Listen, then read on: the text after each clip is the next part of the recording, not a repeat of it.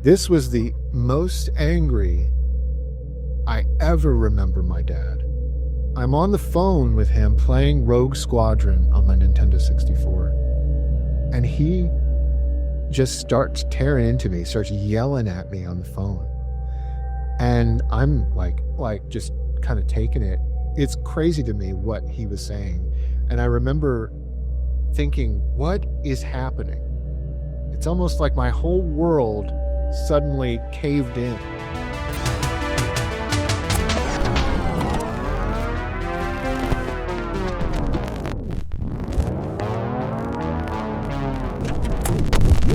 First, a word about this video's sponsor, Factor. Growing up in the 90s, Christmas time was always a season for giving, goodwill toward men, and good cooking in the kitchen. How is it, Tyler? Good?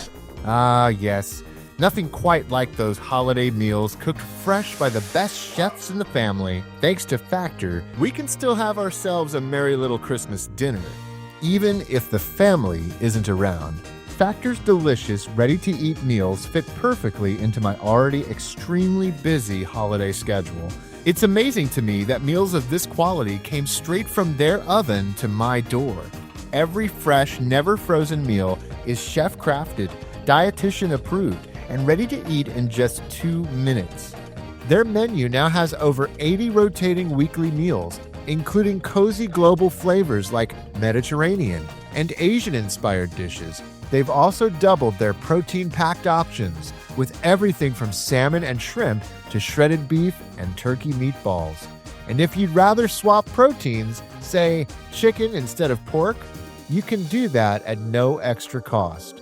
Head to factor75.com or click the link below and use code RETROLIFEFB50 to get 50% off plus free breakfast for an entire year. Offer only valid for new Factor customers with code and qualifying auto-renewing subscription purchase. Thank you, Factor, for sponsoring today's video. We did Christmas big in my family. I have shared so many stories with so much home video footage that my dad recorded over the years during Christmas. Yes! It's Super Mario World 2! I'd say that Christmas time is one of the most special times for this channel and in my life, really, because so many of the greatest memories of my life revolve around Christmas time. It's mint, instructions, everything. But I have not shared with you, and I've shied away from really, from an emotional standpoint, just because I just have never wanted to really go there or relive it. I haven't shared with you the worst Christmas of my retro life. That Christmas was Christmas 1998. So it's 1990. Christmas of 1998. That was the year of Nintendo 64. So many of the greatest heavy hitter titles came out that year. And I can just remember Christmas being front loaded with Nintendo 64 games. When I woke up Christmas morning at my dad's house, where I lived full time actually, I experienced an amazing Christmas. So many fantastic games that me and my dad got that year and he got for me. But it was my Aunt Michelle and Uncle Mike that supplied the hit Nintendo 64 game, Turok 2. Turok 2, yes! Oh man, that was a heavy hitter. And I had been anticipating this game for so long. I was a huge fan of the original Turok the Dinosaur Hunter. You thought they were extinct. Only one man with mammoth firepower and a taste for big game can make dinosaurs extinct again. Back in these days, we were all about first-person shooters, and Nintendo 64 was bringing it with games like Turok the Dinosaur Hunter and GoldenEye, Duke Nukem. As I opened up the gifts from Dad that he got me that year, it was mostly focused on Sega games, specifically import Japanese Sega Saturn games, which we both loved so much. And he really wasn't as big a Nintendo guy as I was. And so I kind of knew after I opened my gifts, I was like, you know, the Nintendo 64 games that I asked for, like Zelda Ocarina of Time. Zelda Ocarina of Time was not amongst these games. I knew that Zelda Ocarina of Time and maybe some other Nintendo 64 games were waiting for me under my Christmas tree over at Mom's house.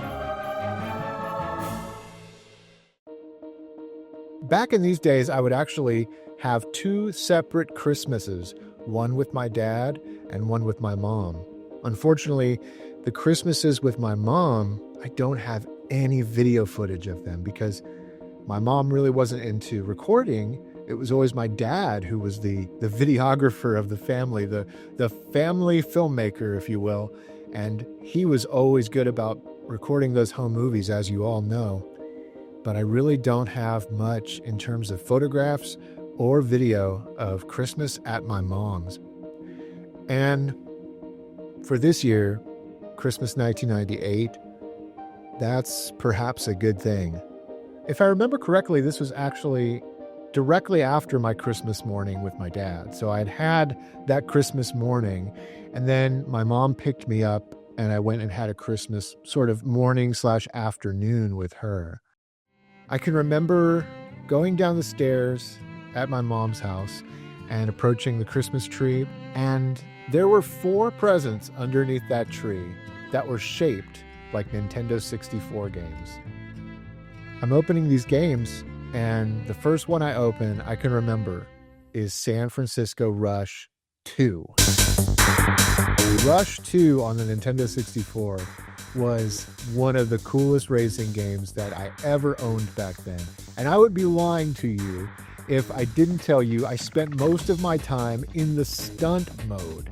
The stunt mode of Rush 2 was so addictive, and oh my gosh, I spent hours upon hours in this mode, just making my car do flips, doing all sorts of crazy things, and I loved just the aesthetic of that stunt mode.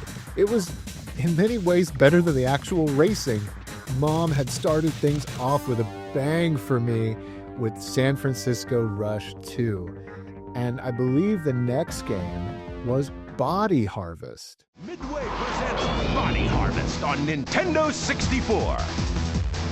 Blast your way through 5 vast levels of action-packed gameplay, altogether totaling over 1,000 square miles of full 3D landscape. Save humanity. Body Harvest, named E398 Showstopper by GamePro magazine.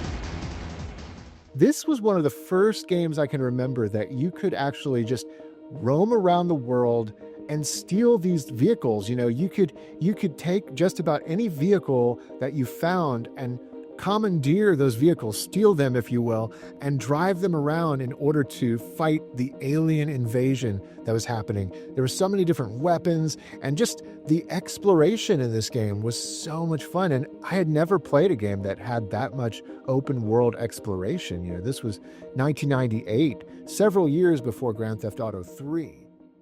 Now, the next game I opened was Star Wars Rogue Squadron.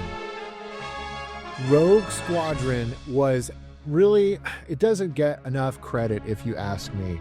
Such an amazing game by LucasArts and Factor 5, who previously had developed the Turrican series. I was all about Star Wars. I was a fanatic, and we had previously gotten Shadows of the Empire on the Nintendo 64, which was just a phenomenal early release Nintendo 64 game. So, of course, it made complete sense to us that the follow-up would have to be just as good, if not better.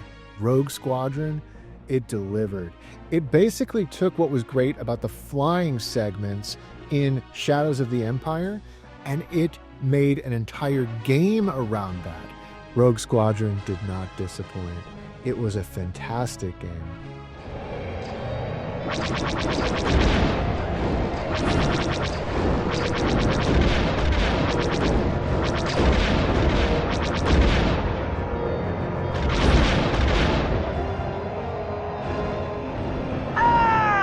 And of course, as I mentioned in a previous video, the other game I got was Zelda Ocarina of Time.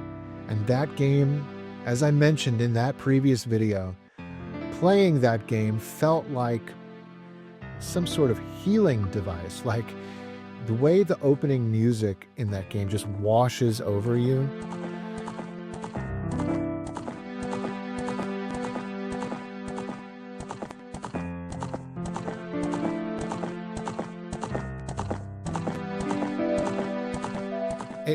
I get kind of emotional to this day, even just thinking about it. But really, when I talked about that game in my previous video and how it helped bring me through my parents' divorce, there was an aspect of that Christmas that I did not talk about because it was too much. It needed to have its own video, quite honestly. This particular traumatic incident that followed in the hour or so after Christmas with my mom. Here's how it went down. I know for a fact that I was playing Rogue Squadron, and I was lying down on my mom's couch, just kind of legs out, holding the controller, just relaxing and enjoying my Christmas afternoon at this point with my mom. I'm in the middle of destroying TIE fighters and continuing on in this awesome story with Luke Skywalker and the Rebel Alliance. It was me against the Imperial Army. And that's when the phone rang. And I thought nothing of it. I didn't think anything of it. Who would? My mom answers it, and I can tell she's talking to my dad. She says, "Okay, hold on 1 minute. I'll get him." She comes over to me. I'm playing the game on the couch, in my own little world, not really paying attention to much else. And she says, "Here you go, Tyler. It's your dad." I answer it, and I'm still kind of playing, half listening, really just playing.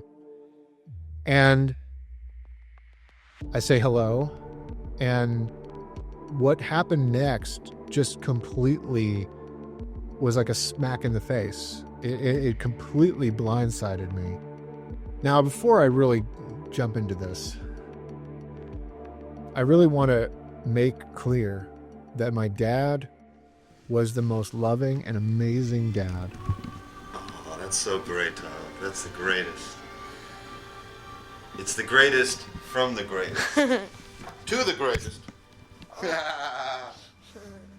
He was my best friend, my buddy. But my dad sometimes did have a pretty hot temper. He grew up in New York City. He was a hot-blooded Italian. And there were times where he would raise his voice. That was his thing. He would raise his voice and turn on this sort of like New Yorker attitude mode. And in disciplining me quite a bit, that was just the thing, was he raised his voice a lot. This was the most angry I ever remember my dad. I'm on the phone with him playing Rogue Squadron on my Nintendo 64. And he just starts tearing into me, starts yelling at me on the phone. And I'm like just kind of taking it. It's crazy to me what he was saying. And I remember thinking, what is happening? It's almost like my whole world suddenly caved in. And I'll never understand how this happened. An email was sent to my dad from somebody posing as me. It wasn't me. But as my dad is yelling at me on the phone, according to him, I wrote an email to him that said, "Go yourself, Dad." I would never say that. Not in a million years would I ever have said anything like that to my dad. And he's telling me on the phone, he's saying to me, "How dare you? How dare you say this to me? Who do you think you are? Sending me this? What? You have no respect for me?" He's saying all these things, and it's not registering in my head. I'm having the hardest time understanding. And he's repeating back to me what I said to him. And I never heard my dad swear like that. He wasn't like that.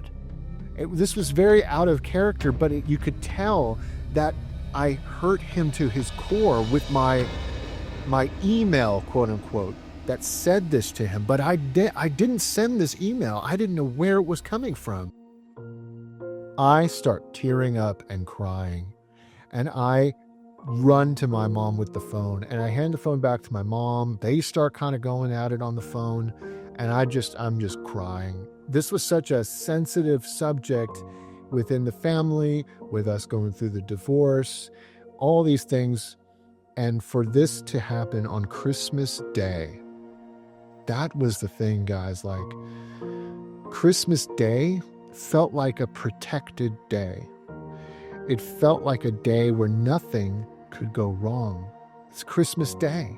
It's the most magical day of the year for me. I think back on all of my Christmases and all these amazing memories that I had with my dad and my mom, and the joy and the togetherness and everything that Christmas represented. For this terrible incident to occur, this mystery email to surface in my dad's inbox, and for it to basically slander me. For someone was posing as me, or it was a stranger, they got the wrong email. I'm trying to think through this, like, how did this happen? Because it wasn't me. I knew it wasn't me in my heart.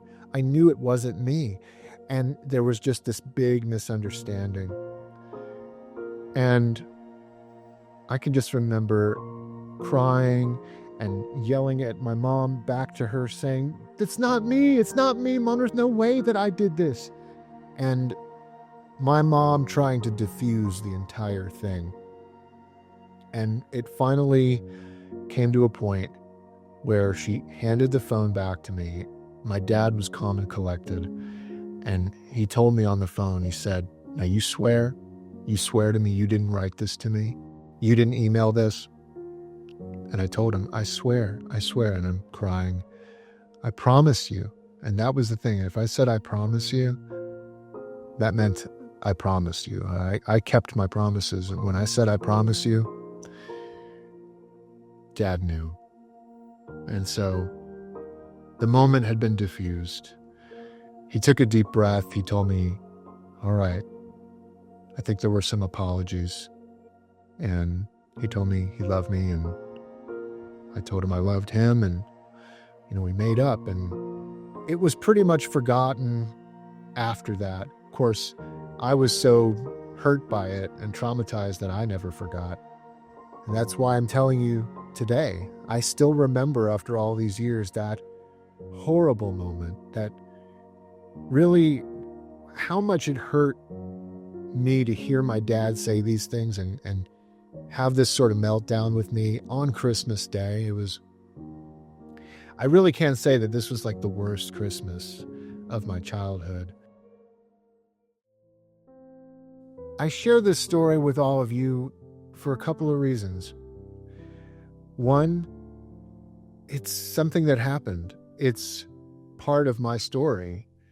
And, so many of my videos are very, especially the Christmas videos, very uplifting and, showing you all the moments that were the most magical at Christmas time, and with all the home video footage that my dad captured. But I wanted to take a moment to be a little candid with you and, be real with you about some of the really horrible things that kind of happened around video games. It wasn't all, rainbows and video games. Ready here with Genesis Power. It was a hard season, that period of my life, dealing with my parents' divorce. I hope that in sharing a story like this with you, you can maybe relate a little bit and maybe not feel so alone if you went through something like this, or God forbid, maybe you're even going through something like this right now. I want to say that divorce is a terrible, terrible thing on the kids. And while I truly believe that there are moments and situations where divorce is sort of necessary to get out of a toxic relationship or just a really bad situation, I know that couples experience that sort of thing. But I also know that statistically that a lot of marriages that are struggling and dealing with, the possibility of divorce, a lot of them actually report that after sticking it out, eventually, and sometimes it takes a year or so, a couple of years, the problems sort of resolve themselves if the problems don't stem from abuse or, like I said, something toxic. A lot of times, if you work really hard, the problems can resolve themselves. I truly believe that in my own family that was something that probably could have happened. I know from talking to my mom. Well, that's about it for this video, guys. I know that diving into a very serious episode like this around the holidays might not be the most ideal sort of episode that you're looking for on my retro life, but it is a part of my life. It is something that happened. And I hope that the takeaway here is actually positive, that you're able to look at this video and hear me share this story and know that you're not alone, that if you go through moments like this, traumatic Christmases, family moments, we've all been there. If this video and hearing this story has encouraged you maybe to share with us in the comments below, maybe some stories of your own that were maybe very hard, difficult times during Christmas that involve video games or anything like that. If you just want to open up and share with us, you're more than welcome to in the comment section. I'll be reading and trying to respond to as many as I can. If this is your first time to the channel, I do encourage you to subscribe. I love talking about my family and all of these gaming memories that I have from so many years of my childhood. Thank you to all my patrons too, who support me on Patreon or YouTube memberships. Really, you guys are awesome. I really appreciate it. If you want to join the Patreon, you can head on over to patreon.com/myretrolife or click the join button right here on YouTube. Thanks, guys. Catch you next time.